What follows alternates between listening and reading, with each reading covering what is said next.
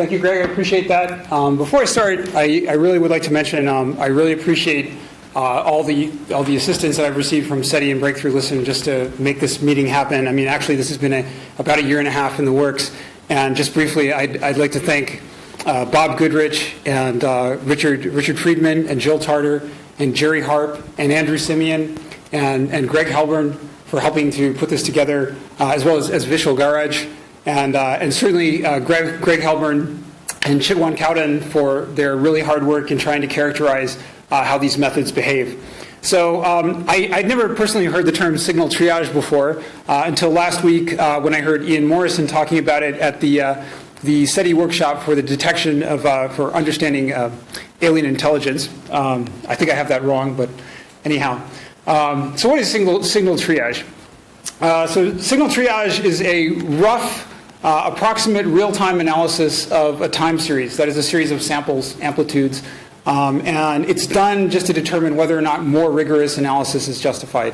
So by rigorous analysis, I mean stuff, potentially stuff like a Fourier transform, but more likely coherent love transforms maybe, or compressed sensing, or possibly some autocorrelations, the sorts of things that cost n to the 3 halves and up. Compressed sensing might even be ON cubed. So clearly we don't live in a universe where compute power is growing as the square of receiver bandwidth. So we have to do something about this, which means that we have to throw away pretty much everything that we receive pretty much as soon as possible. So one way to deal with this problem is to use ON complexity. That means basically linear complexity entropy analysis to look and see if there is something in the signal which might be, or something in the noise which might be a signal rather. And the way we do that is we can look at the absolute information content, the entropy of a part of that received data, or we could look at a divergence between a part of what we've received and maybe the rest of the signal, which is noise. So what is a signal? I mean, in most fields of engineering, this would be a really dumb question because it's like, well, of course, this is what we're looking for. It's the sawtooth waves on your oscilloscope. But actually, a signal is whatever you expect it to be, right? It's defined in terms of statistics or shape or maybe the variance. Maybe if you find a really high variance somewhere buried in the noise, that means it's a signal. Or it's periodic, that means it's a signal. But it's really just an arbitrary mathematical definition. And of course, in the SETI field, obviously I don't need to tell you that if you don't know what to expect, then it's just something that's unusual. Well, the only thing that I know about expectation in nature, or I think I know, is actually based on the workshop, the SETI workshop for decoding alien intelligence last week, which is, so we had a bunch of anthropologists and language experts, and I sort of thought, well, this is kind of premature, isn't it? I mean, we don't have a message yet. But one of the things that came out of that I found really insightful is apparently there's this huge array of databases of animal sounds. And why would we want to know the sound that a bear can make in order to understand aliens? That doesn't make sense, except that this is some crude idea of the panoply of signals that can be generated by complex life systems, like by the products of evolution. So the only thing that I could find really in common among all those signals is they're sparse in the first delta. So the first delta is sort of the integer equivalent of the discrete derivative. So it's the difference between successive samples. So the amount of information that it takes to encode that first derivative is overwhelmingly cheaper than the amount of information it takes to encode the whole signal. So that's the one thing that I found that we could count on. I mean, maybe there's other things, but unfortunately, as civilization and technology progresses, as evolution, as biological evolution progresses, that smoothness seems to degrade. Because if you think about it, right, if you have 1 million cell phones in a city versus just 2 people with cell phones, the differentiability of the resulting noise is going to get less and less, and the amount of information you need to describe that shape is going to increase with time. But it is still sparser in the first delta than in the signal itself. By the way, if you have questions, go ahead and write them down because this presentation forks a little bit, and then it's going to come back, and I hope tie things together. And if I still have failed to do that, then definitely ask your question. I'll try to answer. Okay, so entropy modulation. I just want to introduce this concept. I mentioned this in a video I put online about a year ago, but it's basically skewed noise. So as we all know, Gaussian noise is just noise that's generated essentially by picking random values according to a Gaussian probability distribution. And if you try to take the first delta, you just get another Gaussian, which is a handy property. But entropy modulation happens when you do certain things to perturb the Gaussian. So you might make the top a little bit more squarish, or you might make it lopsided, or tall and thin, or short and fat. And by doing this, if you produce enough samples from that skewed distribution, you can convey a 1 or a 0. So you could actually transmit information by perturbing the Gaussian itself. And this is not just a neat way of communicating. Yeah, it might have really great properties in terms of getting through barriers and so forth, but that's not why I'm not suggesting a new technology, even though it might be. I'm suggesting that entropy modulation is actually a side effect of evolutionary processes. So the only thing that you can really say confidently is that in general, all entropy modulation is non-Gaussian, and so therefore its derivative is not Gaussian. And in most cases, it would be sparse in the first delta, but there's some cases where it's actually less sparse. So that's kind of a confused point. But so bottom line is, just like any other kind of signal modulation, if you have a smaller perturbation to the Gaussian distribution, obviously you're going to take more samples before you can discern the difference between a 1 and a 0. So integration time is still a relevant concept here. Yes. Sorry, can I ask a question? Just make sure I understand. Yeah, sure. So the first delta here is essentially, you're only taking adjacent samples, whether it's time or adjacent samples. Yes. Okay. So you're not able to detect like signal that spans large distances. Oh, definitely you could. So the question, for the record, is can you detect a signal that spans large distances? Yes, you could, provided that you had enough samples and the amplitude was high enough, because it would skew the distribution of that entire large signal. So maybe we'll come back to that, but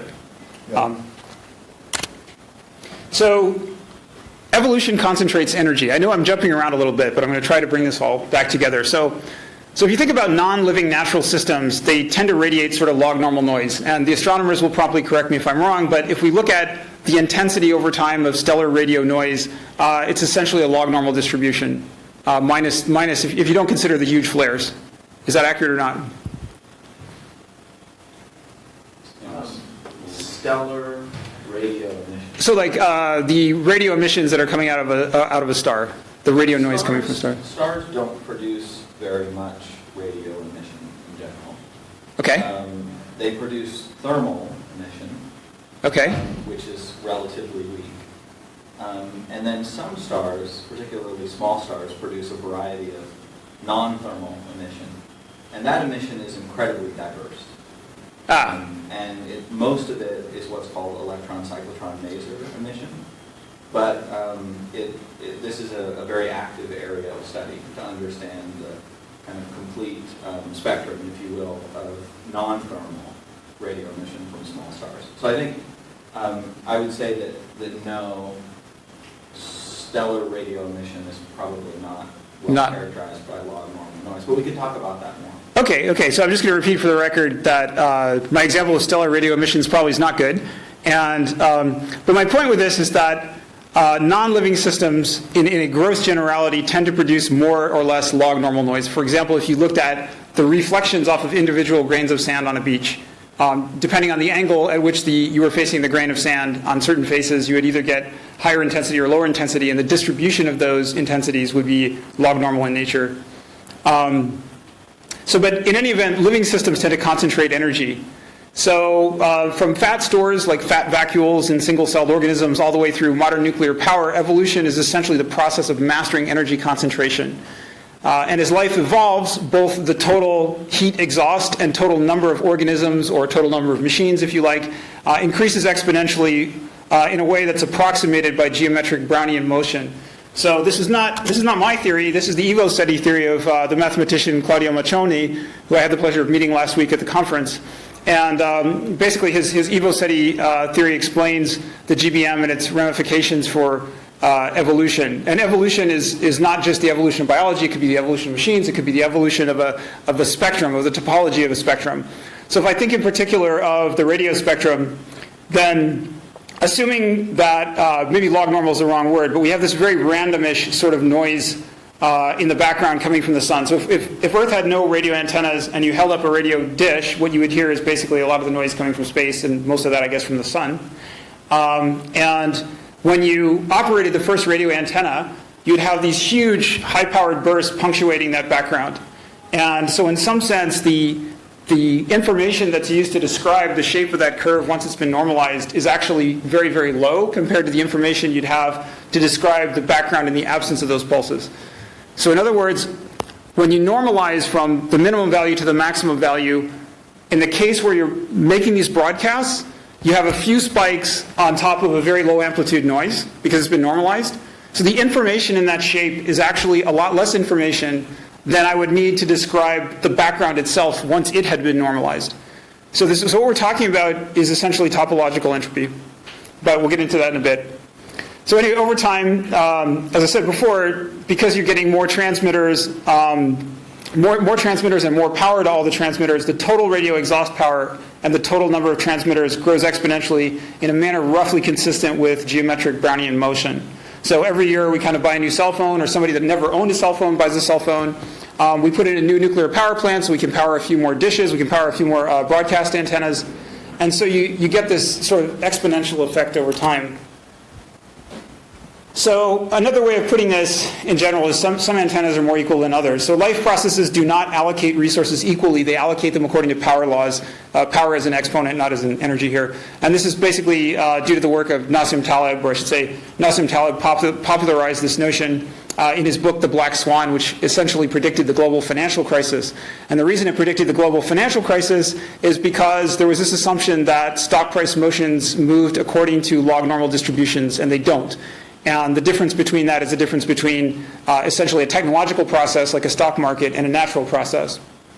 So the net effect of this skew is that you end up with a few halves, the rich folks that are able to transmit a significant fraction of the total power budget, and then tons and tons, millions and billions of have-nots, like my cell phone here, which transmit a tiny fraction of the background.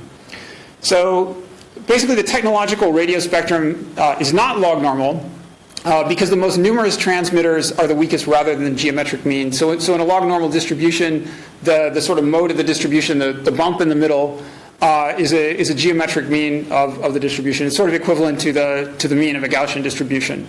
But in this case, actually, that mode, if you will, is all the way flush to the left, so it's more of a power law distribution.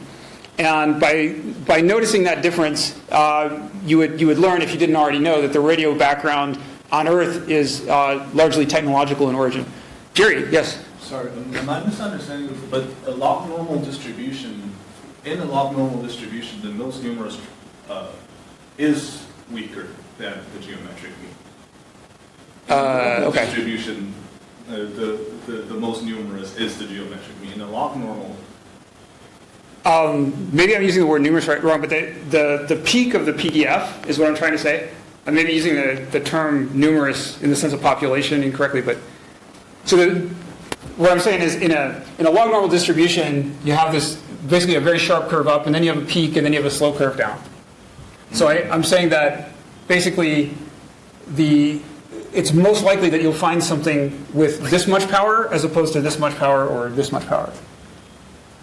If that's not consistent, go ahead. Sorry, I don't want to take too much time. Maybe okay, we can come back to it. But yeah, basically just to hammer home that point, in this case, what you end up with, because you've got a ton of weak transmitters, is you have a huge population of weak transmitters and less and less powerful transmitters. So you get this power law kind of thing, instead of a distribution like this that peaks sort of toward the left, but not all the way to the left. But if I'm wrong, please correct me at the end. Okay, so technological radio evolution implies entropy modulation. In a sense, it is a form of entropy modulation. So if we observe short time windows of the evolution of the radio spectrum, and by short I mean like a day, like let's say you held up an antenna and you recorded the radio background at Berkeley for a day, and you looked at the distribution of that signal in time, you definitely wouldn't get a log normal distribution. You certainly wouldn't get a Gaussian distribution. And the point is that because of that, that is a symptom that there's an evolutionary process happening here instead of just random noise. Berkeley is not just a giant bed of sand reflecting radio waves.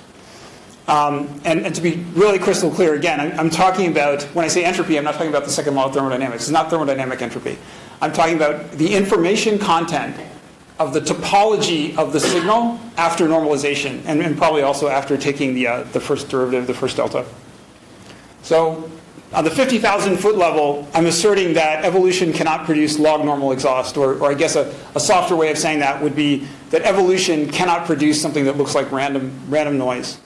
So obviously life processes are complex, but they're never robustly chaotic. So Stephen Wolfram wrote this groundbreaking book called A New Kind of Science, which he published in 2000, which asserted that the cellular automaton is basically the engine of, essentially, of life and evolution and complexity, and that some cellular automata, such as his famous Rule 110 automaton, are actually proven to be general-purpose computers. So they can do anything that any other computer can do, provided that they have the storage. And a side effect of this is that they behave in complex ways, but they don't behave in chaotic ways, and they don't behave in stable ways, except in some very trivial, extremely low probability scenarios. So you might say, okay, all this is nonsense, because I can program a computer to create a Gaussian distribution or log normal distribution or white noise or any randomness you want, and I can shoot it out a radio antenna. And so I've made life behave perfectly randomly. Except that there's sort of a backwards Maxwell's demon argument here. Because Maxwell's demon, if you remember, is just this little notional monster that sits inside a gas and separates it, and he puts all the cold atoms on this side of the room and all the hot atoms on that side of the room. And you can do this. It's called an air conditioner. But as we all know, there's such a thing as an electric bill, and the reason you have to pay that bill is because it costs more to separate those molecules than just to do nothing in the first place. So this is kind of the inverse of that, where you start with a very structured process that's a product of evolution called a programmer dealing with a laptop. And there are electromagnetic emissions that have to do with that process. When the processor executes, there's radio and microwave and whatever that shoots out of my laptop. And if you were to then add that to the log normal noise that I simulated and fired out the back, you would find that the result, the entire distribution, was not log normal or Gaussian or whatever you like. So basically, total exhaust from a life process, total electromagnetic exhaust, cannot be, quote unquote, random. That's actually not strictly true, because there is a tiny chance that the sum of the two would happen to be random. But I believe that there's no way to deliberately cause that to happen. You have to flow through the whole process. So it's a problem of irreducible complexity, essentially. So we have to be wary of these non-log normal processes that masquerade as log normal processes, because they can get us into a lot of trouble. So first of all, I was really thankful to be able to chat with Claudio Maccioni about his Evo SETI theory. And he conceded that the GBM, the geometric Brownian motion, is not necessarily the best characterization of the way that thermodynamic entropy grows over time in evolution and the number of species grows over time. It's something more akin to geometric power law motion.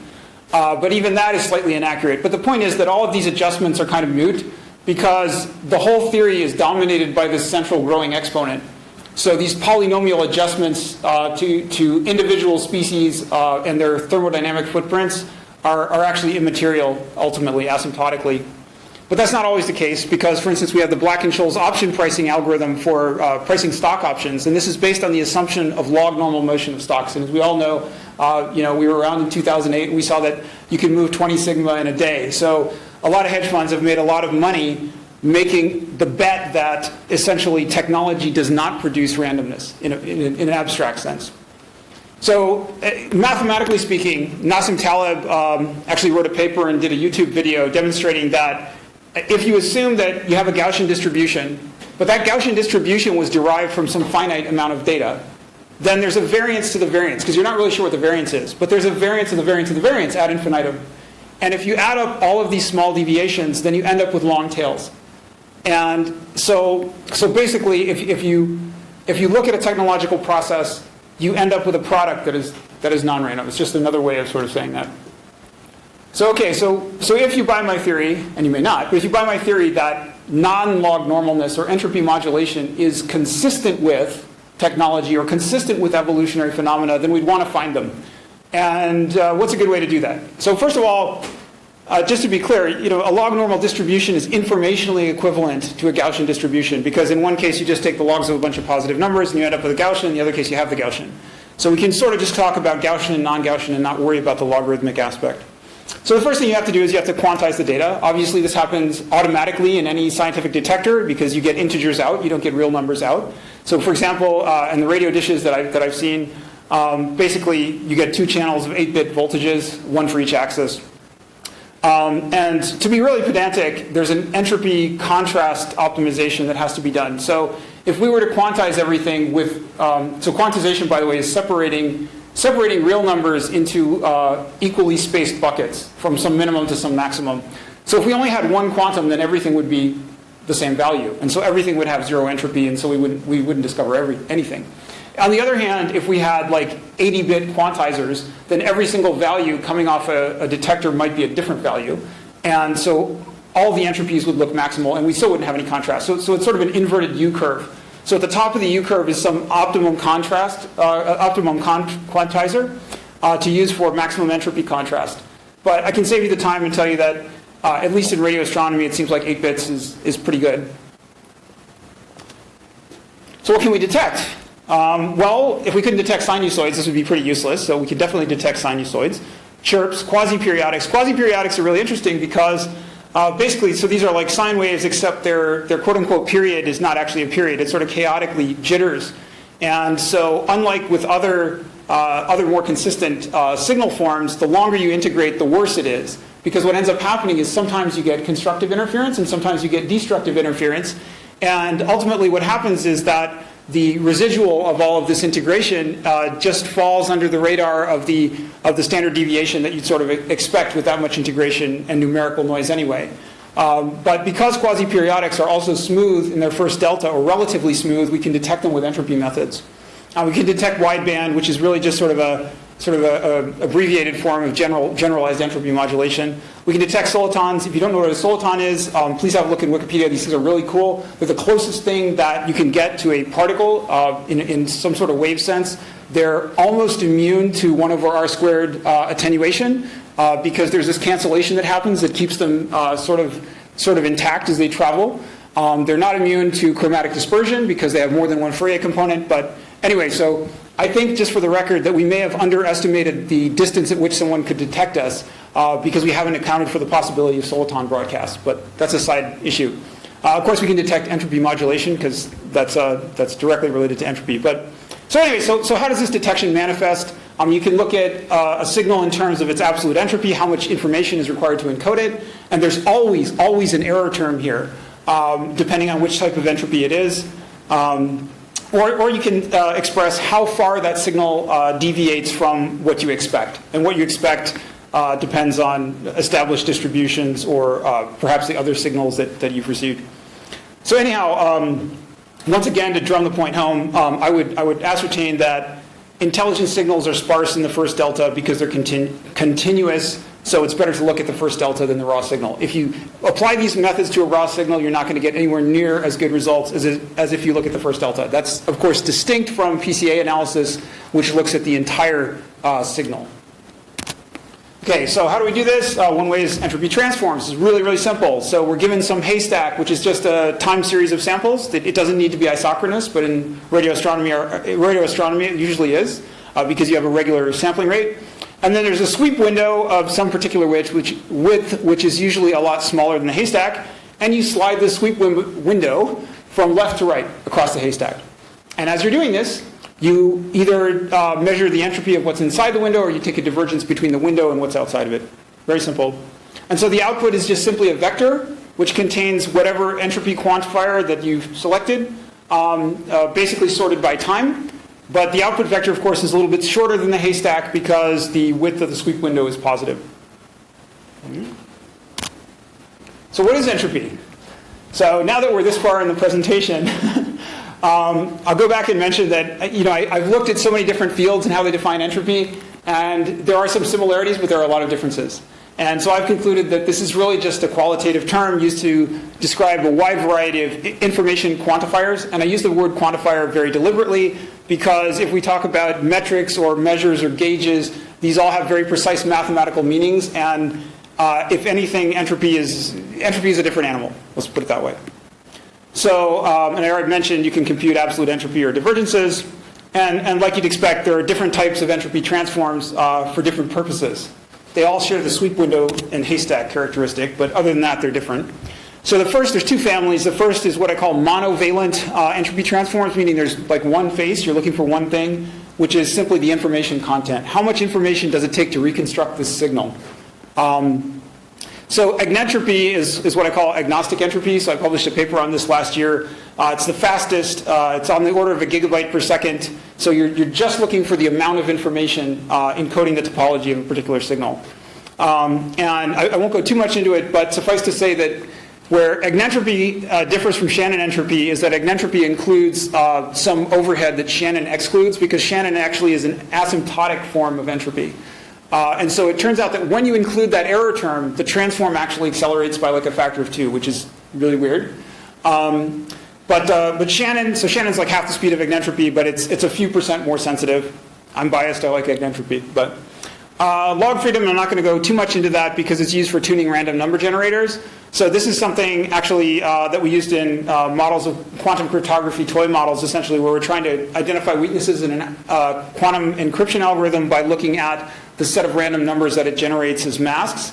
And in any event, we had the need to detect very small deviations from random. And log freedom is really good for that because it counts exactly the integer number of ways that certain configurations can happen. But that's best suited to white noise, and that probably doesn't apply too much in science. Obtuse variance, this is a great way of looking for signals of high variance, but it's 5 times as slow as Shannon.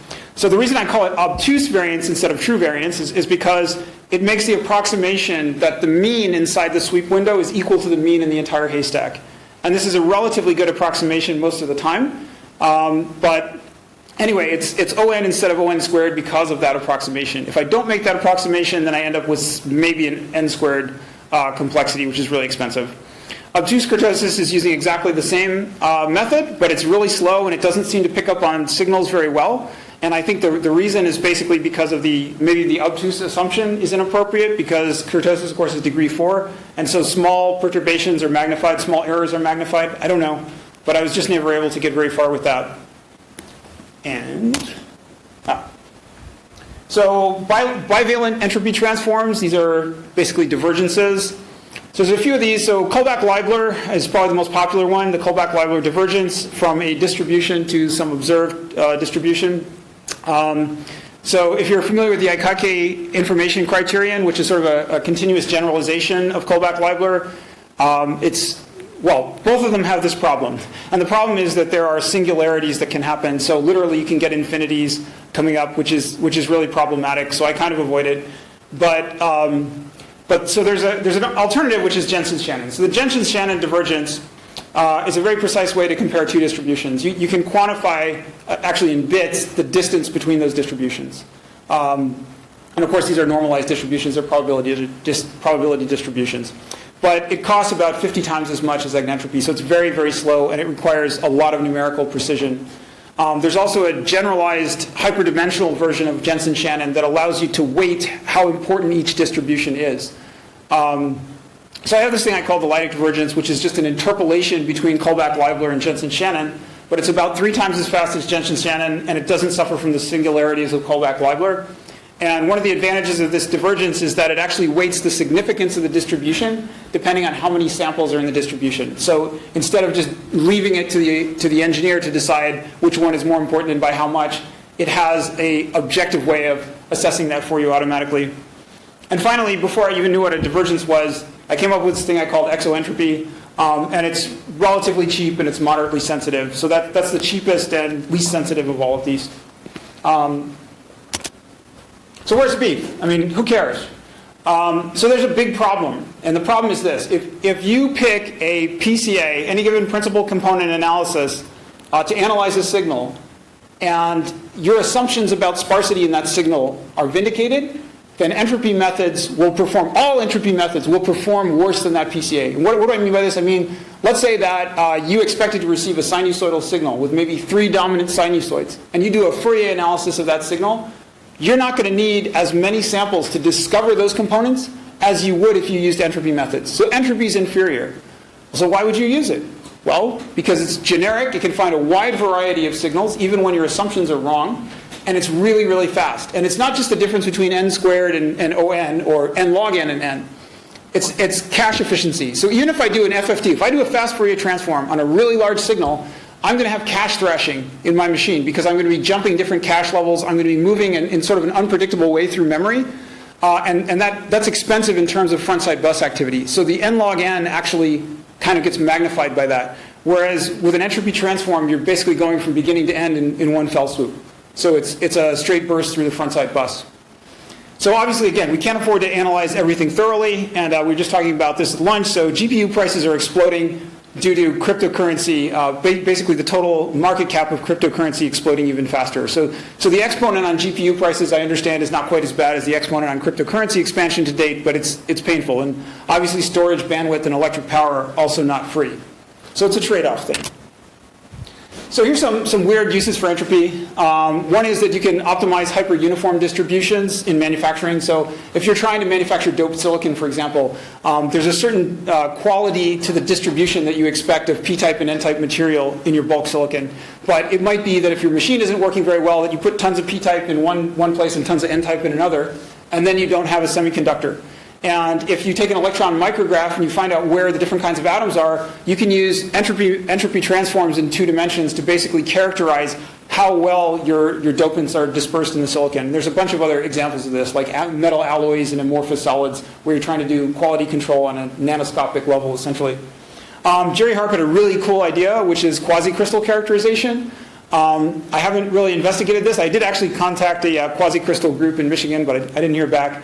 But quasi-crystals, of course, are crystals that are sort of halfway between chaos and order, so there's probably a way to characterize them with entropy metrics, or entropy quantities. I actually, full disclosure, I tried to start a business on the third one, but it hasn't really gone anywhere, which is characterizing neural network performance by measuring the entropy of the output vector over time. So imagine if you have a neural network that's a simple classifier that classifies traffic lights. So I'm looking at red or green or yellow. And in a perfect world, we'd know, yeah, that's 100% yellow. But the reality is that because of noise sources and so forth, it might say, well, it's 90% yellow, 7% red, and 3% green. And so in some sense, you could use this to test how well you've trained the neural network. But that doesn't really matter because you can just use a training data set, a testing data set to do that you did not train on. However, once you deploy this sensor in the real world, you have to know over time how well this particular detector is working. So you can actually characterize the degradation in the quality of the neural network over time by looking at the entropy of its output, which will increase over time. Because, for example, there was one point, some of you may be old enough to remember, where we replaced the incandescent street lights or incandescent traffic lights with LED traffic lights. And so maybe this topology change resulted in a degradation of the neural network's ability to perceive what it was looking at. And so this is sort of a safety check for neural networks. And more generally, I was just looking at Tishby's discussion of the information bottleneck. So this was a Whopper paper that came out in Wired last year about how neural networks train themselves and what the connection is to information theory. So apparently there are 2 phases of neural network training. One of them is it tries to remember everything. And then when it runs out of space, because it runs out of weights that it can tune, then it starts looking for commonalities in some sort of abstract way, commonalities between different members of the same class, and it starts doing data compression. So the second phase of neural network training is data compression. And you can actually watch this happen by using entropy metrics. I've actually done this coarsely, but I've done this on networks that were being trained to look at the stock market. So when they were untrained, you would find this high entropy in the network, and when they started to be trained, then you'd find that there was actually much less information in the network. Future research. So here's some really ridiculous ideas that entropy might be able to help with. I don't know. Improved compressed sensing. So Candice and Tao, 2 famous mathematicians in the early 2000s, invented or popularized compressed sensing. And without going into lots of details, basically the point of compressed sensing is that Candice and Tao would assert that in nature most signals are sparse, and they're sparse in some particular PCA. So in other words, let's say you have 1,000 different sine waves you could encode with, maybe only 3 of them have high amplitude and the rest are very, very low amplitude. So if you can discover those few sine waves, then you can super compress data. And usually this is done in a way such that the PCAs are actually not orthogonal. Maybe PCA is the wrong term, but it's an over-complete dictionary of basis vectors. And so there's some tiny subset of that has huge non-zero magnitude, and the rest of it has trivial magnitude. That's the theory. And that by doing this really difficult n-squared or maybe n-cubed process, that you can find those vectors. But I wonder, based on the Evo SETI theory, if nature is really minimizing L0. L0 is the number of essentially non-zero amplitudes, or is it minimizing the entropy of the non-zero vectors? Furthermore, Candice and Tao subject their minimization to some maximum mean squared error. And I think perhaps that's the wrong approach. Perhaps you want to subject it to some maximum entropy. So the difference between the reconstructed signal and the original signal has there's some noise at the bottom there. And the question is, are you trying to Are you trying to limit the mean squared error of that noise, or are you trying to limit the information content of the noise? And I would think it's probably more the latter, but I don't know. Crazy gravitational wave idea. If you have a sufficiently precise gravitational wave detector, can you look at the entropy of the gravitational waves that you receive and compare them to supercomputing simulations of various theories of multiverses and black holes and all this, and say that this theory must be right or wrong because it would predict more entropy to arrive at the detector than what we actually observe, or less entropy? I don't know. More generically, are low entropy theories more likely to be true? So if you have a class of theories, I guess the most crazy example would be string theory with 10 to the 500th different theories competing or something. Is there a way to encode those theories mathematically so you can measure the amount of information in them? And are you lucky enough that perhaps one of those theories has a super small amount of information compared to the other theories? So this is sort of a generalization of Occam's razor. Is there anything to this? I don't know. You could turn any chaotic process into a detector. This one I know actually does work, although I haven't built one. So if you have a chaotic process, even if it's statistically biased, you can make an unbiased random number generator out of it using longer time integration.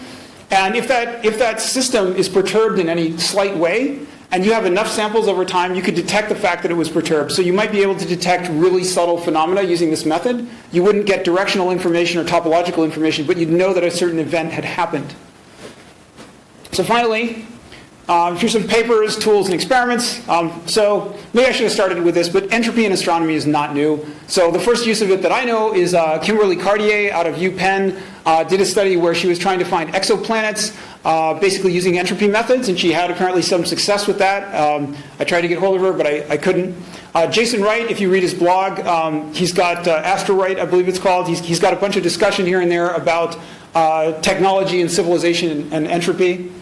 And this was interesting. So with the help of some volunteers online, I was able to get the Kepler light curves. So there's 200,000 light curves in the Kepler database, and I was able to get them digitized and pass them through a really simple set of entropy scans. It took about 30 minutes. And Tabby's star, which is of course the Boyajian star, this really weird star that people think is an alien structure or something. I think it's probably dust, but it comes up in the top 1/800th of the data. Well, so what this means is that this would have been a really fast way to learn that, hey, you should spend your time looking at this instead of all those other sort of regular stars out there. I don't know. So I played with the Tabby star filter, and I was able to create a really simple filter that for some reason just pulls out lots of Gamma Dorado stars. I don't know what Gamma Dorado stars are, but it pulled them out. So the point is that you can use entropy as a really cheap classifier. It's an approximate classifier, but it's really, really fast. So I spent the past 2 years writing Agnentro, which is a robust entropy analysis tool. And I have to thank Greg Hellbourg and Chitwan Kaudan for really busting ass and trying to characterize how well these methods and how well this utility works, because I don't have the ability to characterize it. So I really appreciate that, even if it turns out that this isn't very useful, which is entirely possible. So finally, there's tons of papers. All the math that I've talked about, except for other people's work, obviously, is at my blog, agnentropy.blogspot.com. And now I will shut up and go to questions.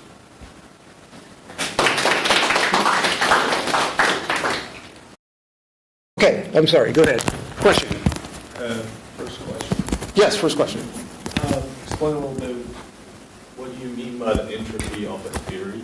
How do you compute that? Yeah, that's a ridiculous concept, isn't it? So the entropy of a theory, obviously you can't, well, you could, I guess, download a paper from the internet and see how big it is, but that's not what I meant. I mean, if there is a large class of competing theories, and each theory is defined by some perhaps fundamental constants, and some laws that tie those constants together, is there a way to mathematically describe that theory so that you can look at the information content in the theory from that standpoint? It certainly, if it's just a matter of defining physical constants, then you might say, well, how precise do I need this constant to be in order for my theory to be true? So if my theory is dependent upon the permittivity of free space being constant to 27 decimal places, then that's a much more complicated theory than if I only require it to be precise to 1 decimal place. That's sort of what I'm saying. But there's probably better ways to characterize that. Okay, we can talk more afterwards. And, Fair enough. And also, what do you mean by topology in this sense? Okay, so topology, when I use the word topology, I'm just talking about shape. And in these specific cases of signal analysis, I'm usually just talking about radio signals, which are one-dimensional, essentially. It's an amplitude over time. So you mean the geometry? Geometry, yeah. Okay. Yes. I say topology because I'm assuming that we're not thinking of a specific minimum or maximum. It's been normalized to 0, 1. So that's why in some sense it's topological instead of geometric, but it's a subtlety. Other question? Yes, Ms. Gerald Tarter. I'm wondering, Greg, what are you using to characterize how well this works? So we're generating a bunch of signals, artificial signals that are mostly Gaussian noise, and we add, I think at the stage we only add sine waves, but we're also exploring other types of signals, such as, I don't remember, like chirps, modulated signals, and we try to evaluate the detection performance of the entropy method. And So- the performance in comparison to some other detection method? Yeah. Our power method, the normal power method is used in SETI. How well do these techniques work for detecting an artificial signal when you know that your input data stream is noise plus a bunch of artificial signals you don't care about, which are fine? Oh, that's not addressed at this stage. At this stage, we try to just answer the question, like, is there something else than just noise? Yeah. Fair enough. Other questions? Okay. Do we have questions online? Oh. Is anyone online? I don't know. I think there were a couple of people doing it at some point. I think that's just what you like to have stuff being spent so long. Howard Isaacson, I can guarantee you it's online. Yeah, I think that's That's his name. No questions. No question. But you do exist. Yes. Get well soon, Howard. Thanks. Okay. If not, I think it's 3 p.m., so we should probably... Adjourn? But All right. so you're going to stick around for... Yeah, I'll stick around for a while, sure. No problem. Yeah. Okay. Okay, good deal. Thank you.